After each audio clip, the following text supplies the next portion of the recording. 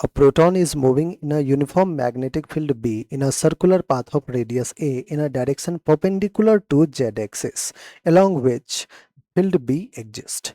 Calculate the angular momentum if the radius is A and charge on proton is A.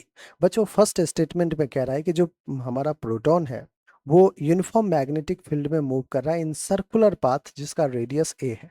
तो बच्चों circular path में move करने के लिए नेसेसरी सेंट्रीपिटल फोर्स कोई प्रोवाइड कर रहा है और वो है हमारा मैग्नेटिक फोर्स। ठीक है, तो magnetic force will provide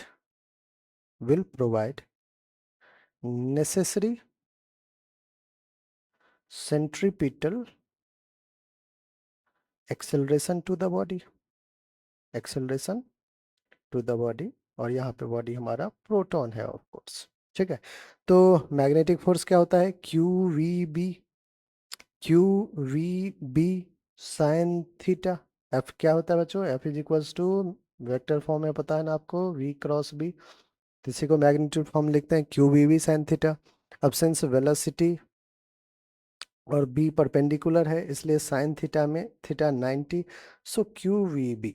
all right, अब देखिए ध्यान समझिएगा, is equals to mass m, velocity v का स्क्वायर, रेडियस a है तो a हो जाएगा, एक वेलोसिटी ने एक वेलोसिटी को कैंसिल आउट किया, यहाँ से बच्चों a q b upon m, this will be the velocity, ये वेलोसिटी आ जाएगा a q b upon m। a क्या है, रेडियस है, चार्ज q हमें लिखना पड़ेगा क्योंकि चार्ज ऑन प्रोटॉन e दे रखा है, तो a e b upon mass m।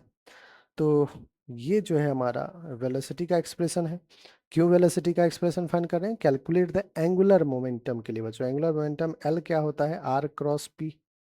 ठीक है, एंगुलर मोमेंटम एल वेक्टर क्या होता है बच्चों, आर क्रॉस पी। इसी को मैग्नीट्यूड फॉर्म में लिखते हैं, L equals to R, P को एम वी लिख सकते हैं into sine of angle theta. Again theta is angle between R and V जो कि हमारा 90 डिग्री है। ठीक है, तो आर रेडियस है ए, वेलोसिटी v कितना है बच्चों, तो आप कहोगे ए ई बी अपॉन एम है, अभी जस्ट फाइंड किया है।